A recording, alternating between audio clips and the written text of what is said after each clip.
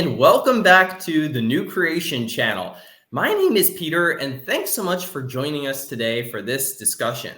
We're going to be talking about our experiences as young Earth creationists. What is it like to be a young Earth creationist who is actively pursuing a degree in science? Well, today, to discuss that, I have joining me my colleague, Christian Ryan. Hey everyone, my name is Christian Ryan. I'm a regular writer for the New Creation blog. In addition to that, I'm also a published author, and I am a geology student with aspirations in paleontology.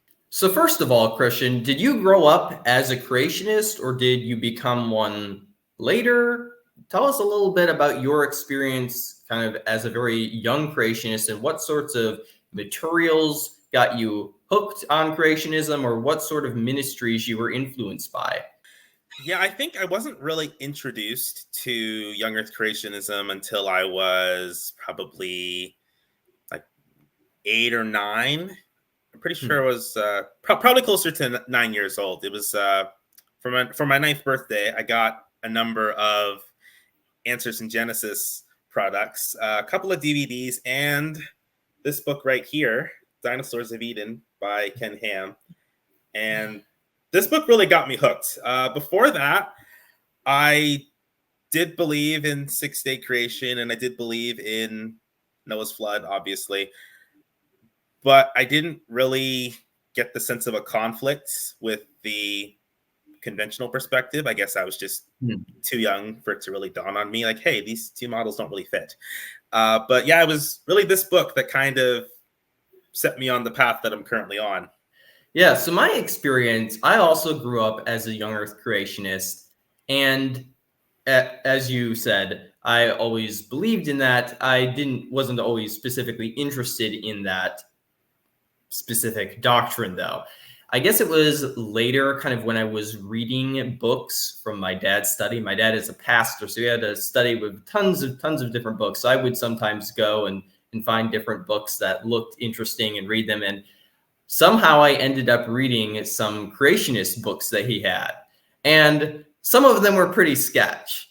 A lot of conspiracy theories, the London Hammer, out of place artifacts, all that sorts of stuff I was interested in at that time. It was later on that I kind of got into more kind of typical mainstream creationism. I remember watching, for example, the Ken Ham Bill Nye debate, getting the Answers book series. They have those 4 books in that series, and I reread that series quite a number of different times. So a part of my experience growing up as a young Earth creationist was encountering a lot of not so great creationist arguments. And unfortunately, these were very common in a lot of the lower level books that I was reading, a lot of the videos I was watching. One of them in particular that I used way too often was this idea that since all the animals were originally designed to eat plants, clearly that must mean T-Rex was eating watermelons before the fall. Because obviously, well, what else are you going to use those sharp teeth for if you're not eating meat, right? And I cringe every time I think about all the conversations I had with people about this topic. I had dinosaur presentations I would give to like other schoolmates where I would have this whole part where I talk about T-Rex eating melons because they couldn't eat meat because their teeth would fall out. You're fully rooted. Yes. So that was probably one of my most prominent dad arguments that I used back in the day. Things have changed since then a great deal. Yeah, I also remember having been impacted by these bad creationist arguments as well. I can remember, for example, one time I watched a Kent Hovind video. I didn't watch a lot of creationist material, but one time I watched this Kent Hovind series, and that was one where he talks about dating the fossils using the rocks and the rocks using fossils, and so dating being circular. And I remember being impressed with that at the time. I also remember that I used to be involved in a lot of speech competitions when I was in high school and middle school, more in middle school, I guess. And I remember giving some pretty bad speeches on things like why birds aren't dinosaurs. And yeah, one thing that did kind of, I guess, sort of playing a role in sparking my interest in hominins is that I once gave a speech on Neanderthals. And kind of in the process of coming up with that speech, I had to say what they were scientifically. And that kind of left me with this enigma. Do I say that they're a different species than us? Or do I say they're the same species as us? And that is something that I still find is a kind of interesting question. Kind of bouncing off from, I guess, your discussions of whether or not birds are dinosaurs. During this transition phase in my life, when I was just becoming introduced to a lot of these young Earth creation concepts, I started a little blog, probably early 2010s to mid 2010s. And a number of the articles on there, I definitely cringe when I go back and read them today. But one in particular was all about why dinosaurs did not have feathers. And if you know anything about me, you'll find out just how ironic that is. Yeah, I think it's kind of interesting how both you and I think very early on kind of were very vocal against certain evolutionary ideas that we now actually think are accurate and actually fit well within the creation model. I, for example, would write against like Australopithecines and Lucy being real. I thought they were mixtures of bones because like one book happened to say that they were. And I also against feathered dinosaurs. So it's interesting how we both made kind of a pretty big change in both of these concepts. Yeah, that and the Fossil Horse series for me as well. I spent a good bit of time talking about how the Fossil Horse series is completely made up because we find horses that are supposed to be older in the younger rocks, and we find horses that are supposed to be younger in the older rocks, and that sequence just doesn't exist. Little did I know. When did you begin to become more aware of arguments for evolution, problems with creation, and the scientific literature more broadly? I can sum that up in 3 words: YouTube comment section. I spent way too much time growing up debating people in the comment section on YouTube videos. But on the positive side, that did help to kind of introduce me to what the evolutionists are saying. It kind of introduced me to a lot of new concepts. Like before I started debating on YouTube comment sections, I didn't know really anything about radiometric dating. I didn't know about counter arguments against things like the Cambrian explosion. I had discussions about that. On the negative side, that's also how I discovered Kent Hovind. So I got some good and bad knowledge from YouTube comment sections. I got into looking at the scientific literature and hominins because I watched so after Is Genesis History, the first movie came out, they had a conference series that I think happened at the Creation Museum in Kentucky. And Dr. Todd Wood there gave a talk about humans and the fossil record. So I watched that. And for several years after that, I kind of was trying to find all the different creationist material I could read about that subject. And I was looking at different evolutionary websites, trying to see what they said about things. And I got a 3D printer and started 3D printing out my own fossils. And that's kind of when I began to realize that some of the things that I had learned about hominins from creationist sources weren't always the most accurate. And as a result, I began to kind of go through some of these creationist books like that I'd gotten, like Contested Bones. And I thought there were some inaccuracies to them. And I wasn't really sure because I wasn't really aware of the scientific literature at this point. And so because of that, I was very limited in what I could actually learn. There's only, so many websites talking about this, and they're not very technical. And I was kind of hungering for something more technical, and I really wanted to learn more about the anatomy of these creatures. I was kind of distressed by how vague these lay articles were on the subject. And that was kind of what led me to reach out to Dr. Wood, which kind of eventually ended up with me working with him on various scientific articles. And that was kind of how I got introduced to the scientific literature at large, and kind of began to be able to do research on my own. Yeah, there's a lot of similarities to my story as well.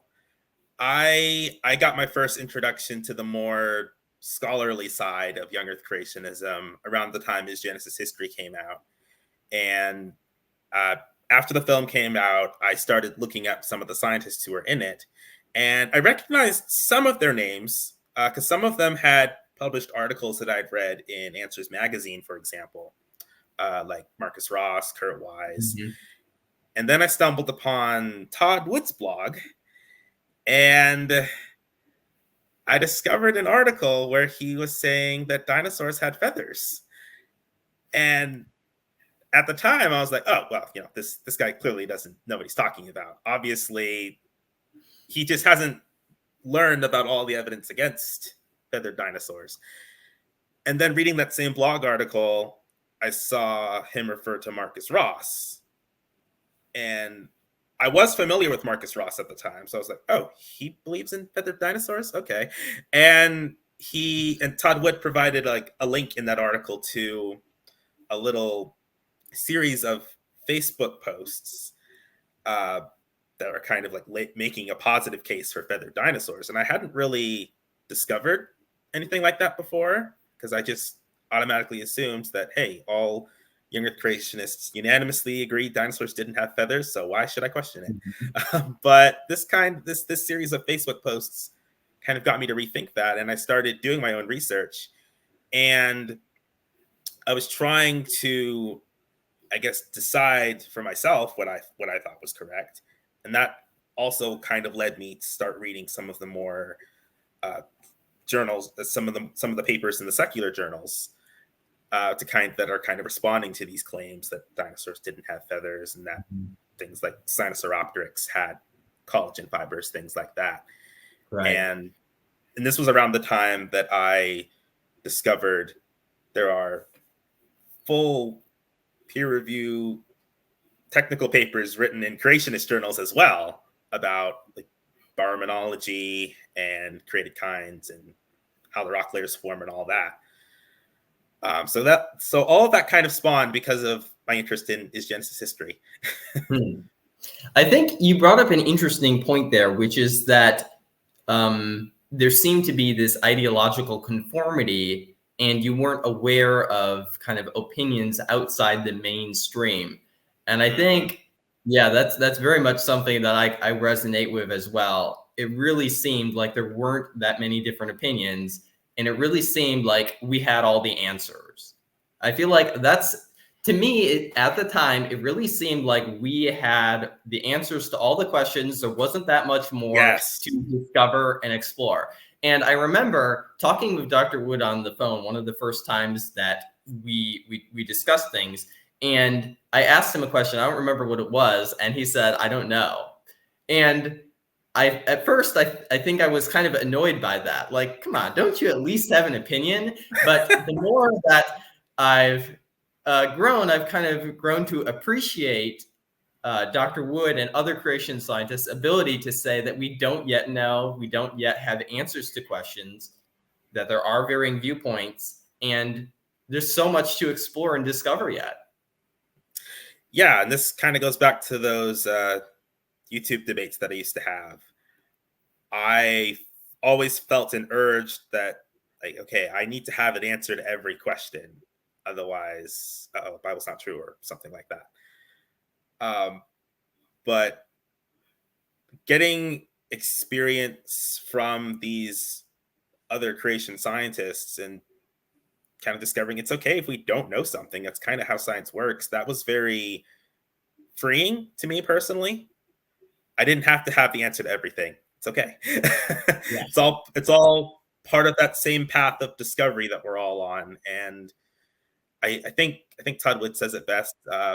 Every once in a while, you find like a little evidence or a little signpost that kind of shows you're going in the right direction, even if you don't know exactly how you're going to get to your destination, but you know you're on the right path. And that was really liberating to me. Yeah. As a kid, I was always interested in rocks and fossils and especially animals. But I think it was really part of what really pushed me to actually go and get a biology degree and pursue anthropology was really finding out that there were so many unanswered questions. Mm-hmm. And I think that's something that really needs to be communicated more to the public, that there are so many things we don't yet know that are out there to discover. That's so exciting. One of the ironies, I think, of this whole discussion about being okay not knowing all the answers is that this is really only made to be a big deal with hot button issues, things like deep time, the origins debate, uh, evolution, climate change, vaccines, things like that. You have to have all the answers to support your view. And if you have any unresolved challenges whatsoever, your entire view is just completely and wholly wrong, or precluded, as some would say. But in most areas of science, when we're discussing these unknowns, nobody really cares. One of my favorite examples is the ideas that were put forward about dinosaur extinction. Like, obviously, today, most old Earth paleontologists agree that the dinosaur extinction, the Cretaceous Paleogene mass extinction event, was caused by the Chicxulub asteroid and some volcanism that was occurring at the same time. So something having to do with those two factors. But for a long time, they had no idea. There were well over 100 different ideas about how the dinosaurs went extinct. Maybe it got too cold, maybe it got too hot, maybe they got sick, maybe the mammals ate all of their eggs. Any variety of ideas. There were well over 100 of different ideas about how the dinosaurs went extinct, and nobody held up their hands and said, well, we don't know, therefore all of dinosaur paleontology is bunk. Well, no, obviously not. These and we still have ongoing mysteries today as well. The Tully monster, for example. What the heck is that? We have no idea. I think you make a good point that when we form ideas or worldviews, we don't form them in a linear way. It's not like we have to have the basis established and then we move on to more and more complex things. That's not how we actually devise worldviews. If that was how we devised worldviews, we wouldn't be actually making very good progress. I mean, like, No. That's part of the problem with when creationists say, for example, that evolutionists have to first figure out the origin of life before they can argue about anything else. Or creationists have to solve the heat problem before they can deal with anything else in geology. No, that's not how we actually go around making models in real science. Yeah, and I think part of the issue is a lot of the stuff we're talking about happened in the ancient unobserved past. None of us were alive at that time to see it. And I think there's actually a really interesting analogy here. You mentioned the heat problem being one of the problems with the flood, but a lot of the secular models have problems too, like the Big Bang. And there's actually quite a few similarities between the worldwide flood and the Big Bang. Obviously, I don't believe in the Big Bang, but I'm going to use it for this example. Astrophysicists will, acknowledge that, yeah, there are challenges with the model. One of them being the horizon problem, and they don't, abandon the model for that reason, because they think that the model explains so much other evidence really well. And the fact that the Big Bang, according to them, happened so long ago in the unobserved past are just things that we can't know at this time. And I think it's kind of the same way with the flood. The flood happened before any of us were around, and it deals with things and processes that are not observable today, kind of like, the astrophysicists and the Big Bang. And so we're kind of handicapped in a way by these events being so long ago and far away that we can't observe them.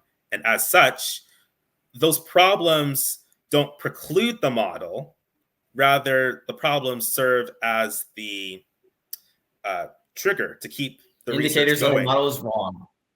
Yeah. Yes. Yeah. As one of my professors used to say, science is the process of becoming less wrong over time. Yes. He made the point that science isn't really about coming to the final conclusion. It's our models are always going to be wrong, and over time, they're just becoming less wrong, more and more Yes. accurate. So, Christian, both you and I attend secular public universities. Can you tell us a little bit about why you chose to do that rather than to go to a university that's creationist or at least Christian, and a little bit about why you chose the path of study that you did? Well, I guess the reason why I decided on a secular university rather than a Christian one is so that I could get the older evolutionary perspective in as full a dose as possible. I think that's important as a young Earth creationist that I understand both views so that I can, properly weigh them. And I think that's actually a good habit for everyone. Even if you're not a young Earth creationist, you shouldn't just absorb whatever you're being taught. You should actively be double checking and fact checking, just making sure the what you're being taught is accurate. And being at a secular school also encourages me to do that and to take a closer look at the raw evidence, perhaps more closely than I would if I was going to a school where it was, from a young Earth perspective. And for why I chose geology, actually, so my ultimate goal has always been paleontology. And I could have gone one of two ways with that. I could have gone the biology route. I could have gotten an undergrad in biology and then moved on to paleontology. But I opted for geology because I feel like there's a lot of aspects of the flood model that we currently have that aren't very well explained in our current model. And I feel like the models that we do have, they're not very location specific. What I mean by that is they're very generalized. Like I'm sure many of our listeners are familiar with, for example, John Baumgartner's work to try and explain those thick packages of sediment that cover the continents, and he's proposed this tsunami model essentially, and I think that works good as a general concept. But I think what we need to do in addition to that is kind of zoom in on specific geologic formations to kind of understand exactly how it formed at a more ground level, both literally and figuratively. And in order to really understand that, I need a geological perspective so I can better understand, how those layers formed. How did these organisms end up in the layers and get fossilized? Those are the types of questions I'm interested in. And I think geology would help me with that more than biology. Sure. Yeah. Yeah. For me, going to a public university was mainly based just on closeness. I'm able to stay at home and go to school, so I didn't have to go off, live in a dorm somewhere. So that to me was pretty nice, and I liked how that worked out. But also, I thought, as you mentioned, that there was kind of some utility in getting the evolutionary model described right from their own mouths. I think there is some value to it. Not to say that there aren't good creationists who are accurately representing evolutionary thought in creationist universities, but there is something a little bit different about hearing it directly from the people who advocate for it themselves. Now, in terms of my degree plan of study, I'm going for a biology degree, and I hope to get into biological anthropology. I used to be more just wanting to go into paleontology generally. And I talked to a creation scientist about kind of where to go, whether to get an undergraduate degree in geology or biology. And he told me to go into geology, and I really felt like I didn't want to do geology. I'm much more interested in functional anatomy. So, in other words, how the bones of creatures fit together, how the muscles and the tendons and all the other structures work together as a system to actually, make movements. And that to me is really what is interesting, far more than the rocks that the animal itself is buried in. Now, that is important for actually building a larger model, but for me personally, I'm much more interested in how the actual animal itself functioned. And as a result, I thought it was probably better for me to go into biology instead of geology. Now, attending a public university, what's your experience been like as a creationist? How public are you with your creationism? Do you get in fights with professors? Um, I'm a pretty chill person by nature, so I'm not super Really, I wouldn't confrontational. expect that given all the fights you get into on the blog. Yeah. um, I'm kind of a different person in person. um, but yeah, I don't really pick fights in person all that much. Um, I don't really broach the topic of creation or the flood unless it gets brought up first. Um, as I become more well known, those types of conversations will probably become more common, I imagine. But at least for the moment, I've just been kind of taking a chill approach. Okay. Yeah, I haven't personally confronted or really talked about this with my professors either. Now, that's not to say I'm really trying to hide it. I mean, Mm-hmm. if we talked about it directly and they asked me, I wouldn't lie about it. But I don't really see that much value in going out and proclaiming it either, because I really don't see the classroom as a place where I am trying to proselytize my professor or have arguments with them. Mm-hmm. I see it more as a place where I'm trying to learn the material that we're there to learn. Um, and because of that, I don't really feel like it's that productive to get into fights with people who are like 3 times my age um, Yeah, over the and subject. yeah, and kind of bouncing off of that, I there's an interview that was given by geologist Tim Clary that's kind of stuck with me because he used to work in, before he was hired at ICR, Institute for Creation Research. He was working amongst secular geologists, and his approach was kind of to demonstrate that he can actually be a good geologist first, and then bring up the Hmm, creation stuff, so that sure. way people don't kind of put you in a box early. Because if you go out and introduce yourself as a creationist, you're going to get put in the same box as people like Kent Hovind and Carl Baugh, and that's a box I know Tim Clary doesn't want to be in. That's not a box I want to be in. So for me personally, I think it's better that people get to know me as me first, and Hmm. then I can introduce my views on young Earth creation. Yeah, So then that they're kind of basing that off of what they previously knew about me instead of, oh, he's a young Earth creationist. sure. Yeah. Now, that's not to say creationism never comes up. I've talked Right. about Right. creationism with my classmates. I think I discussed this in a video a while back where I talked about a professor's slides. Um, Mm-hmm. so I've talked to various classmates about creationism, and creationism has come up in some different concepts. I, for example, had this chemistry professor. He was a kind of short, very heavy set guy, and he always seemed like he was angry, like always. Like we'd be doing chemistry, and in the middle of the lecture, he'd suddenly be like, "And the stoichiometry is 1 to 2." Like just very, very random. He suddenly started on. Anyway, the first day of class, we were discussing science. Science classes often have this saying, "Oh, the scientific method, accuracy versus precision." All those sorts of kind of basic sorts of introductory stuff. And the first day of class, we immediately, for some reason, started talking about young Earth creationism.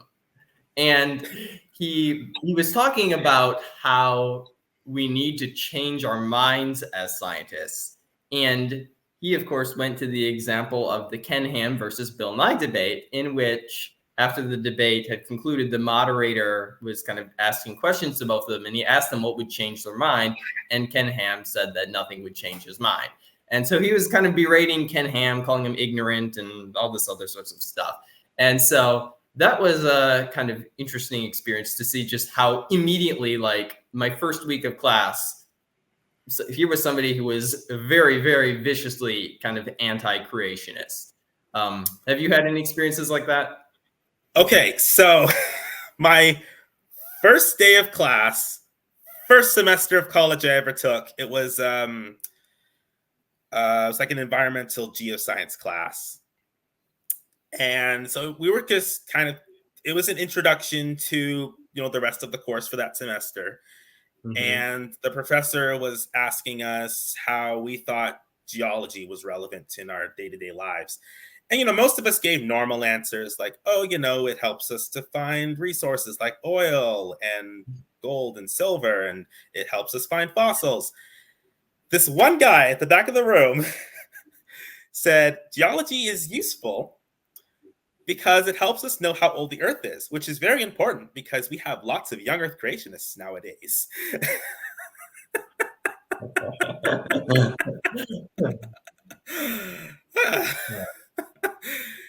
Yeah, and throughout the course of that semester, that same student had made a couple of other snide anti-young Earth creationist comments as well. So I don't know what his upbringing was, but I have a feeling he had an interesting experience with young Earth creationism sometime in his past. Mm-hmm. One thing that kind of surprised me talking to classmates about creationism is people who I would have expected would have understood what it was really didn't. Like even some Catholics that I talked to, I know most Catholics aren't young Earth creationists, but there are a significant amount that are. So it was surprising to me how basically nobody who I talked to was even aware that it existed. Yeah, actually, yeah. So just the other day, actually, I think I already told you this. I was taking part in a vendor fair where I was, selling my book, and a geologist kind of came to my table, and interestingly, she had gotten her degree at the same school I'm going to, so that's interesting in and of itself. But she said that she hadn't really ever seen anyone attempt to try and reconcile young Earth creationism with science, which, given what I do for work, I find that pretty astonishing. And I guess another instance where young Earth creationism actually came up in the school setting, we were talking about science communication and the general public. And of course, young Earth creationism comes up because a lot of people are young Earth creationists in America. And one of the potential responses that was being discussed is that we could say, well, we don't really know how long those days of creation were. So maybe they're not 24 hours. Maybe it's indefinite periods of time, which I find to be a really strange response because, one, that's not like the days of creation are important, but that's not really our whole argument for why we think the Earth and universe are young. There was an evening and a morning over multiple millions of years. Yeah, obviously. And I also find that ironic because there's a number of non-young Earth creationist Hebrew scholars and Bible experts who also will say that the days of creation they're being described as regular 24-hour days, even if they don't actually accept that position. They acknowledge that's what the Bible says. I know John Walton has his cosmic temple view, for example. Mm-hmm. And so I find there's a really interesting disconnect between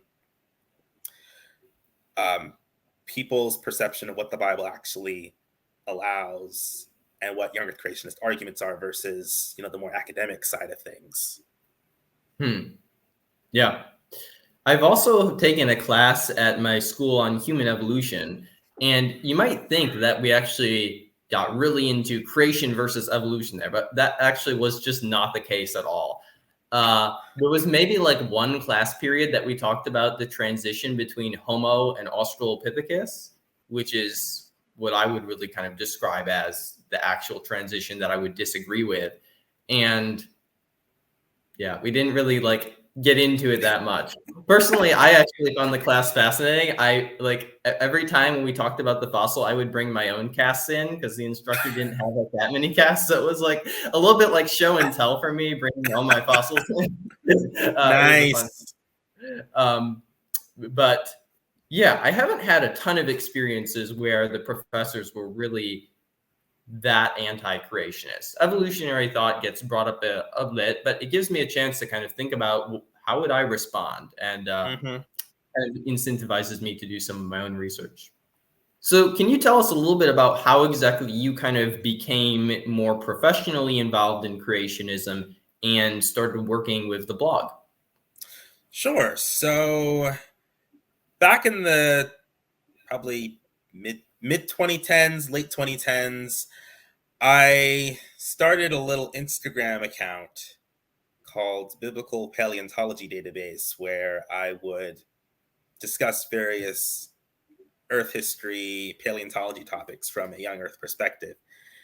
And this was still kind of in my intermediate phase, where I was phasing out of the less intelligent arguments, and I was kind of shifting toward a better position, and I had started reading a lot of the peer-reviewed technical creationist papers in the various creationist science journals, and I was reached out to by Professor Matt McLean at the Masters University. He's a paleontologist, and I'm pretty sure he discovered my account because I had just done a little series on feathered dinosaurs.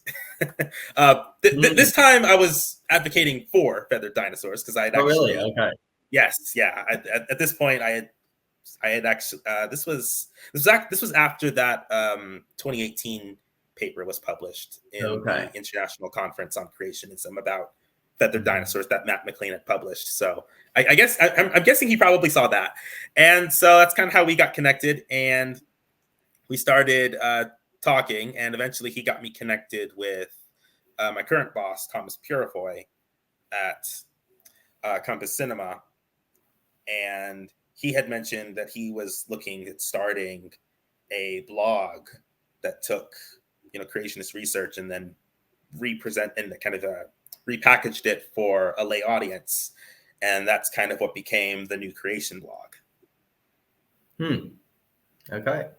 Yeah, so I basically started doing research with Dr. Wood, and I decided at some point to start kind of making some YouTube videos talking about some of these hominins and kind of various creationist work on hominins specifically. And for a while, I was doing my own YouTube channel. And then eventually I got contacted by the blog. Was it you who discovered my YouTube channel? I'm not. Yeah. Okay, you did. Yeah. So somehow you found my YouTube channel. What did you think of it when you first saw it? So actually, the first video of yours I ever saw was your response to a Genesis apologetics video on hominids. Oh, yes. And when I first clicked on the video, I was like, oh, here's some more, typical bad creationist arguments. But no, that was actually really good. And I was like, this guy would probably really work with the blog well. So that's when I reached out.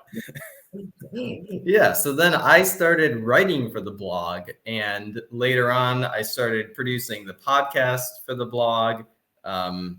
which right now is currently our articles in audio form, so you can go and listen to the articles. And then this past year, we started thinking about doing a YouTube channel, and I was kind of the only person who had really kind of had a bit of experience doing YouTube before. So I'm now, as you're probably aware since you're watching this, kind of running the blog's YouTube channel.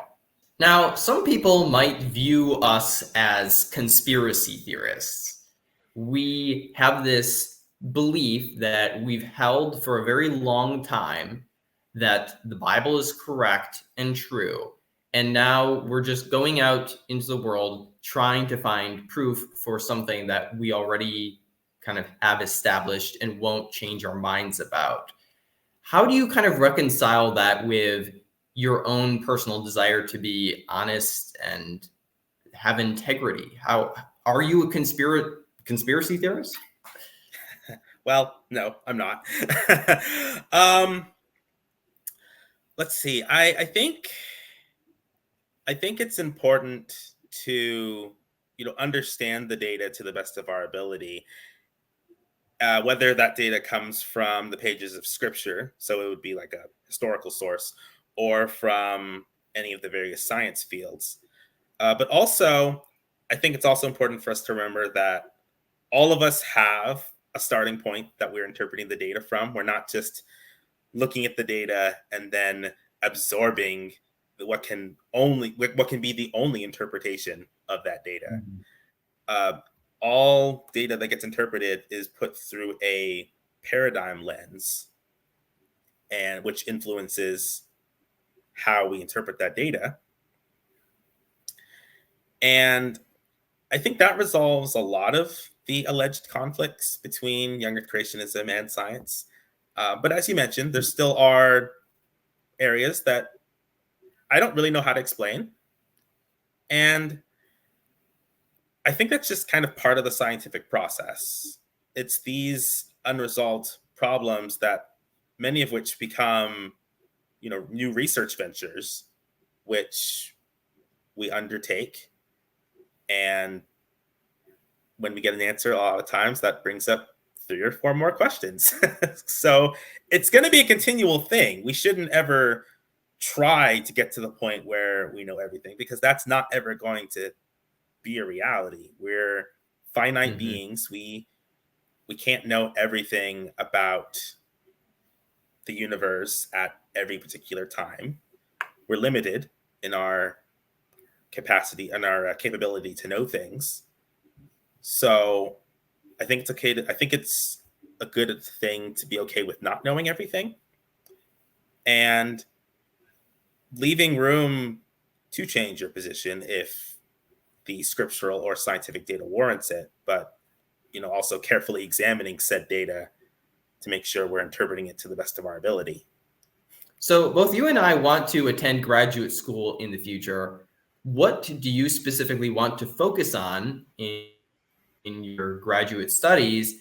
And are you worried about your ability to get into a graduate school and kind of working with your mentor as a young earth creationist? Do you think that's going to negatively impact your experience?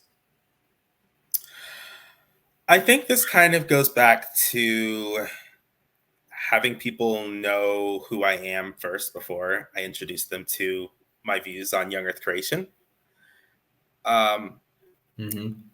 because if they can see that I can be a good scientist, even if I am a young earth creationist, that really shouldn't matter. If I'm able to, formulate hypotheses and test them, and interpret data in a scientifically uh, in a way that's scientifically works, then that's really all that should matter. So that's why I think these undergrad years are important. Actually, establish my worth as a good scientist, and I think that'll go a long way with establishing those positive relationships early on, and I guess painting myself in the best light possible. Hmm. So do you have any idea what you wanted to focus on in graduate school yet? I'm still kind of thinking through it, but I would like to go more into, I guess, some kind of combination between sedimentology and taphonomy. I'm really interested in in the actual geologic processes that formed the layers we find the fossils in. So exactly what that looks like, I'm not 100% sure, but I think if we have a better understanding of what geologic processes were involved in Earth history, we can have a better understanding of what's going on before, during, and after the flood. I'm kind of inspired by a lot of the work by individuals like Leonard Brand and the fossil whales that they've been finding in the Pisco Formation in Peru. Some of the work Chadwick's been doing on the Lance Formation and the Hanson Branch bone bed, and also the Coconino Sandstone as well. All of these are kind of trying to Sure.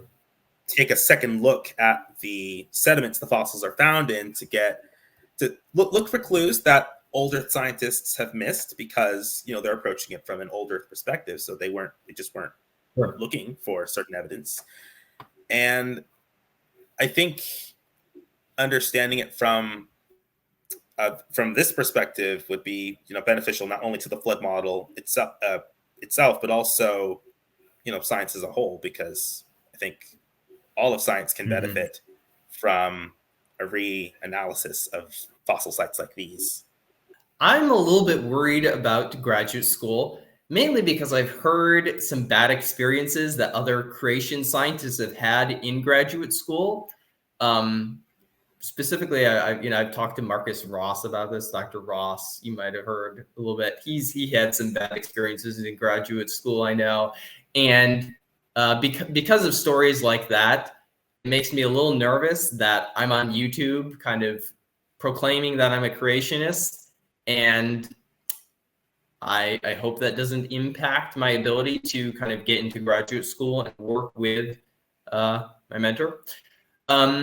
Unless another opportunity arises, I would like to go get a degree in biological anthropology. And specifically, I'd like to focus on the transition from Australopithecus to Homo, because in my mind, that really is the crucial kind of piece of evidence that is being contested by creationists in the field, whether there was actually this transition from these ape-like but bipedal Australopithecines into humans, which I would kind of generally define as the genus Homo. So that's what really interests me. Possibly something related to functional anatomy. That's what I would like to go into.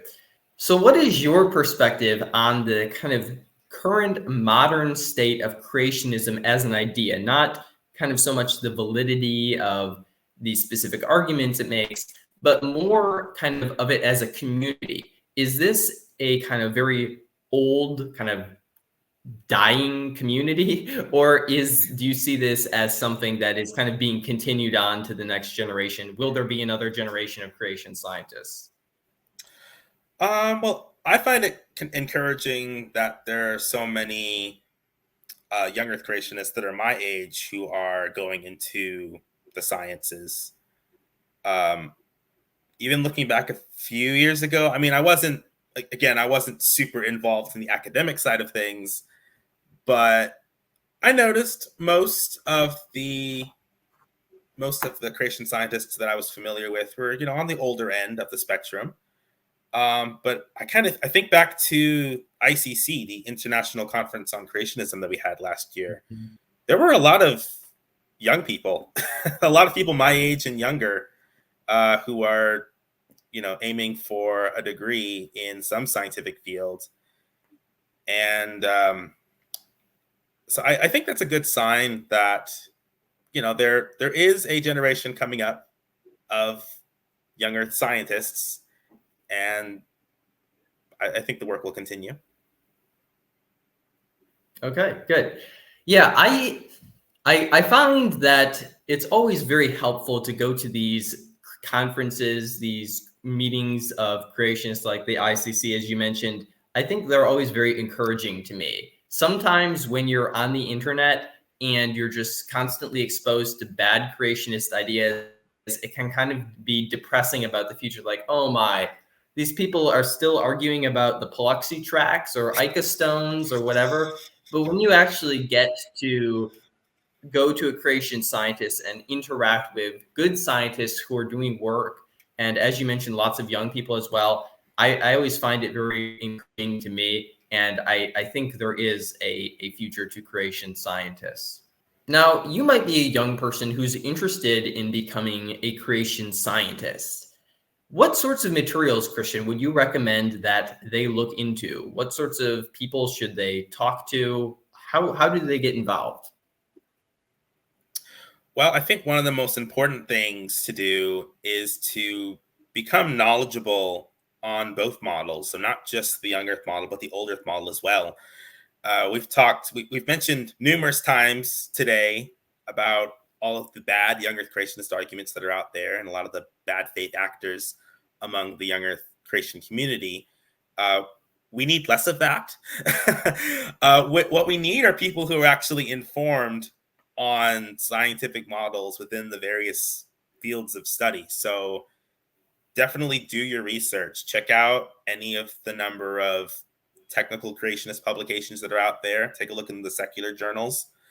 Um, Also, get involved in your local community. If there's a museum or a fossil dig anywhere near you, you can volunteer. That'll at least give you hands-on experience. And I would also recommend talking to a creation scientist. Just whatever area you're interested in, you can reach out, and I'm sure they'd be glad to talk with you about what they're currently researching and what areas need more research. And once you find something that you're actually interested in investigating, investigate. There's plenty of work for creation scientists to do that we just haven't touched yet. So there's lots of opportunities to get involved in that way, and we need more creationists who have expertise in various scientific fields. There are plenty of scientific fields that just really haven't been touched, like botany, for example. How many creation scientists do you know of with expertise in botany? Probably not many. Linguistics. Yeah. How many do you know of that are involved in the processes that turn sediment into rock? I can't think of any off the top of my head. So we need creationists in these areas that haven't been touched, that actually have expertise in these areas. So again, there's plenty of opportunities to get involved. Certainly. Yeah, I would have two main suggestions to you. First, reach out and contact a creation scientist in the area that you are interested in, and try to either be able to kind of regularly kind of meet with them to discuss things or work with them on a project. That's a good way to kind of get involved and become familiar with the process of doing research. And then secondly, my second advice would be to actually get an education. There are enough kind of lay communicators of creationism out there, right? We don't need people who are gifted enough to become scientists going out and instead just kind of uh, being public communicators of creationism, because we have a much more dire need for people who are actually scientists studying the work, because as Christian mentioned, there are fields that are just entirely untouched, and we need to get into more of those fields. So go out there, get an education in your field of science. And those would be my main suggestions. Now, as a young person, you might be a little bit scared about going to university as a creationist. You might think that the evolutionists are all going to come after you. Also, on the right, there's kind of an increasing demonization, I guess, of expertise, I guess is what I would call it. This perspective that experts aren't really that knowledgeable. They're lying to us. I mean, you saw this take a lot of different forms, whether it be like relating to COVID, I feel like is where a lot of this kind of originated, a mistrust of science and of expertise. So I think that is very misguided, that general sentiment.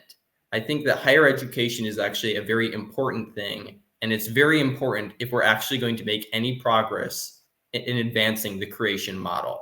So don't be worried about your reputation and personal conflicts that you're going to have with people who are evolutionists. Don't think that going to higher education is a waste of time, because it's not. There are things that you are going to learn that you would not learn from watching YouTube videos. YouTube and Google should not be where your research ends. Your research really shouldn't begin on YouTube either, but it certainly shouldn't be where it ends. And speaking of resources, I think it's also probably a good idea we should go through some more specific places where you can go and learn more about the young earth creation model, since we've been talking about this whole video. Great place to start is the New Creation blog. Both of us publish lots of articles there on various topics. Peter mostly handles fossils of humans and apes. I mostly handle the rocks and fossils. And we have other writers who cover other areas as well. And we try to bring the best of creation research to a lay audience. So great place to start if you're not really familiar with a whole lot of the scientific terminology. We've also mentioned several. Sorry. We also are probably looking for writers. We have some various fields, like if you're someone who's really into genetics or environmental science, or even biology, we really are looking for more kind of creationist writers. So if you're someone who could fit the bill and write about creation scientists, you should reach out to us on our blog. Yes. And if you want to try and dive into some of the more technical stuff, I've mentioned several creation journals, or I've made reference to creation journals several times today. Great place to start with those would be the proceedings of the International Conference on Creationism. That's from a conference that happens every 4 or 5 years. There's also abstracts for the annual Origins Conference. Both of us have submitted abstracts for this year's conference, so that'll be interesting. There's also the CRS, which is the Creation Research Society meetings. Those are also annual. And I don't think they publish abstracts, but you can actually go to the talks and hear about. They have a quarterly as well. They have a quarterly. Yes. I'm not sure entirely what it's exactly. It's called the Creation Research Society Quarterly, and they do publish full-length papers there. So there are also some various places where you can get creationist kids content. In fact, Christian has published several books. Tell us a little bit about the books, Christian.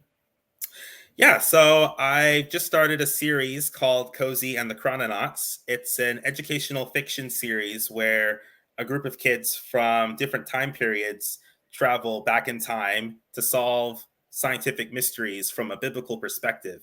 All the mysteries they solve are based on actual research creationists are doing.